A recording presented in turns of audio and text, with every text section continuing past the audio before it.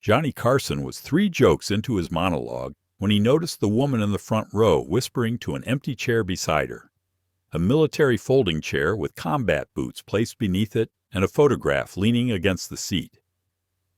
The Tonight Show audience thought it was strange but touching. Maybe a tribute, maybe a memorial. But when Johnny was about to deliver his punchline, something happened with that empty chair that made 300 people scream.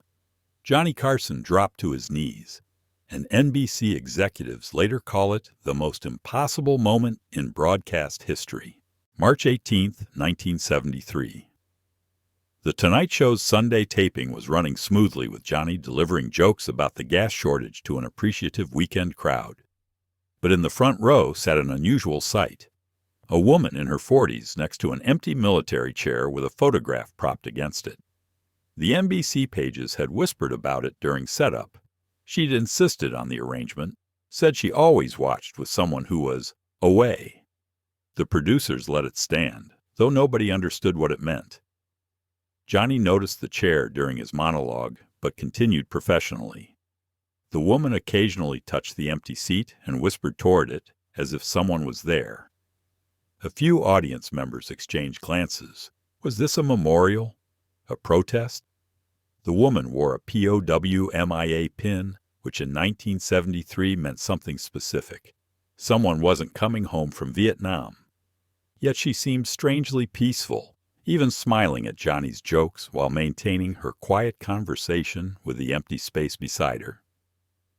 The show progressed normally through the monologue.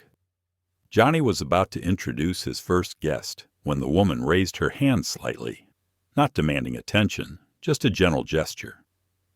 Johnny noticed, but continued with his introduction. Then she stood, very slowly, still not speaking loudly enough for anyone to hear.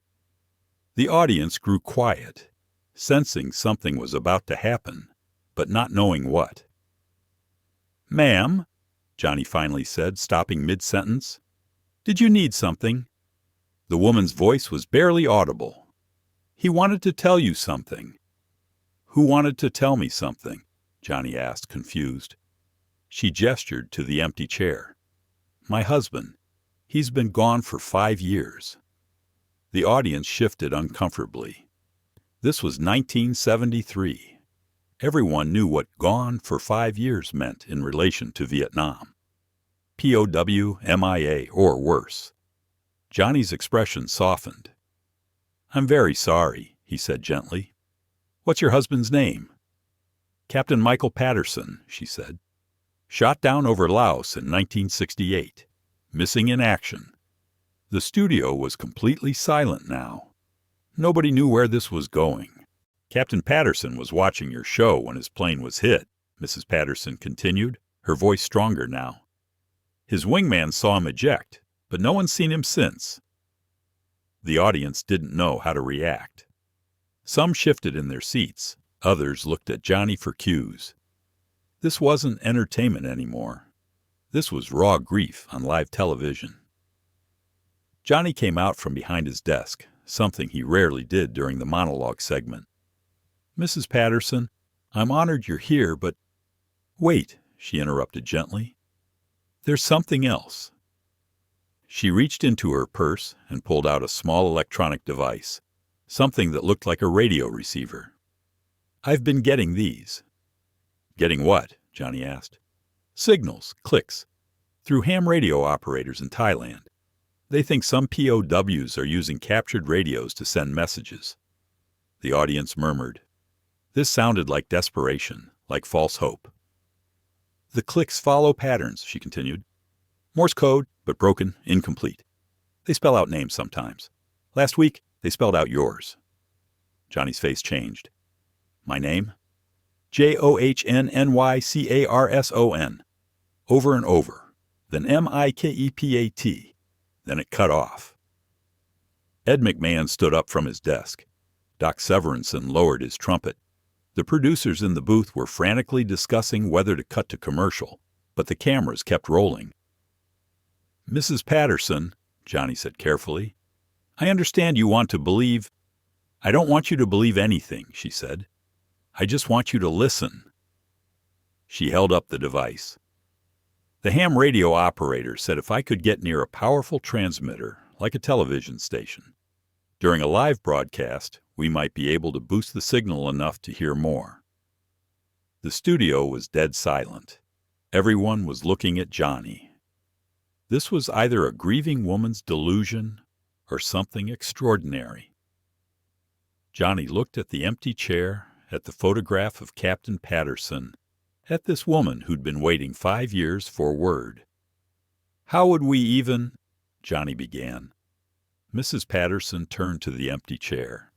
"Michael, if you can hear this, it's time." Nothing happened. The audience held its breath. Then, barely audible, a clicking sound came through the studio speakers. The clicking grew louder, more insistent, filling the studio through the NBC sound system. It was definitely Morse code.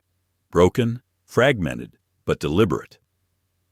Johnny looked at his producer Fred de Cordova, who shrugged helplessly. Nobody had any explanation for how a signal was coming through the television equipment. "Can anyone here read Morse?" Johnny asked the audience. An elderly man in the third row raised his hand. "Navy signalman, World War II." He stood up, listening intently. His face went pale. "It's saying, 'Help,' then coordinates, then 5 alive. 5 alive." The studio erupted in whispers. Mrs. Patterson's knees buckled slightly, but she held on to the empty chair for support. "There were 5 men in his squadron who went missing that day," she whispered. The clicking stopped, then started again with a different pattern. The Navy veteran translated, "TELLJOHNNY, WATCHING, MONDAYS." "Watching Mondays," Johnny repeated, confused. "What is that?" "The guards," Mrs. Patterson said suddenly. "Other POW families told me. The guards sometimes let them listen to Armed Forces radio on Mondays. They can hear your show. It's delayed by weeks, but they hear it." The clicking intensified. The elderly veteran's voice shook as he continued translating. "PROVEALIVEASKMIKEFIRSTDATE. Mrs. Patterson gasped. "Our first date. Only Michael would know that." Johnny hesitated. This was entering dangerous territory. If this was real, they were communicating with POWs in captivity. If it was a hoax, he was crushing a woman's hope on national television. "Mrs. Patterson, tell me about your first date." "Drive-in movie," she said immediately. 1959. "But the movie doesn't matter. What matters is what he said during the intermission." The studio waited. The clicking started again, faster now, urgent. The veteran translated each letter slowly. "STARS, LOOK, SAME, HERE, LOVE, YOU, SUZY. Mrs. Patterson, Suzy Patterson, collapsed into the empty chair, sobbing. "That's what he said. Exactly what he said. The stars look the same here as they will wherever I am. I love you, Suzy." The clicking suddenly cut to a different pattern. The veteran's face went white. "It's saying not much time. Not much time," kept repeating through the speakers. Then suddenly, impossibly, the clicking was replaced by a voice. Faint, static-filled, but unmistakably human. "Suzy? Suzy, can you hear me?" The entire studio screamed. People jumped from their seats. Ed McMahon grabbed his desk. Johnny Carson dropped to his knees beside the empty chair where Mrs. Patterson sat frozen, her hands covering her mouth. The voice came through again, clearer. "It's Mike. We found a radio. The guards are gone for 20 minutes. I can hear Johnny Carson talking. Is this real?" Johnny grabbed Mrs. Patterson's hand and pulled her toward his desk where the microphone was strongest. "Captain Patterson, this is Johnny Carson. You're on The Tonight Show. Your wife is here. Talk to her." "Suzy?" The voice broke with emotion. "Baby, I'm alive. We're in a camp near the border. 5 of us from the squadron. They moved us last week." Suzy Patterson found her voice. "Michael, "Oh God, Michael, where are you?" "I don't know exactly. They won't tell us. But Suzy, we can see American planes sometimes. They fly over. We're somewhere they fly over." His voice was urgent, desperate. "Listen, they're coming back. I love you. Tell the kids. They're listening, Michael. Everyone's listening." The entire studio was in chaos. People were crying, shouting, praying. Johnny had tears streaming down his face, but stayed focused. "Captain Patterson, what can you tell us? What do you need?" "Just keep broadcasting. We figured out the guard's schedule. Every Monday they let us listen to propaganda, but we found Armed Forces Radio. We've been hearing Johnny's show from weeks ago. We rigged this transmitter from parts. If you can hear us, others can find us." A different voice cut in, younger, desperate. "Tell my mom, Sarah Williams in Dallas. Tell her Tommy's alive." Another voice. "This is Lieutenant James Park. Serial number." The transmission cut to static, then nothing. The studio sat in absolute silence for 5 seconds that felt like hours. Suzy Patterson was holding the photograph from the empty chair, rocking back and forth. Johnny stood up slowly, his face completely transformed. He looked directly into the camera. "We just spoke to American POWs. They're alive. Someone needs to find them. Now," the studio erupted. Fred de Cordova was screaming into 3 phones simultaneously.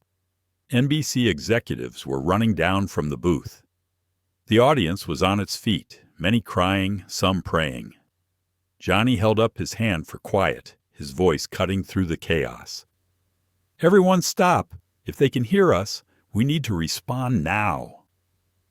He turned to the cameras, speaking directly to the transmission, wherever it was. "Captain Patterson, Lieutenant Park, Tommy Williams, if you can still hear this, we got your message. Help is coming. Keep transmitting when you can. America knows you're alive." The phone on Johnny's desk, the real one, not the prop, started ringing. Fred answered it, his face going white. "It's the Pentagon." They were watching. Within minutes, the studio became a command center. Military officials arrived as if from nowhere. The ham radio operator from Thailand was patched through on the studio speakers. The Navy veteran from the audience was brought down to help translate more code. Mrs. Patterson hadn't moved from the empty chair, clutching the photograph, whispering, "He's alive," over and over. Johnny made a decision no talk show host had ever made. "We're staying on the air. No commercial breaks, no guests. We're going to be here as long as it takes." For the next 40 minutes, The Tonight Show became something unprecedented. A live military rescue coordination broadcast. The ham operator in Thailand reported more signals. The Pentagon confirmed they had triangulated a possible location. Johnny kept talking to the camera, hoping the POWs could hear. "Captain Patterson, if you're listening, make noise at dawn. Do something the planes will see." At 12:47 a.m., well past Tonight Show hours, a military official took Johnny aside.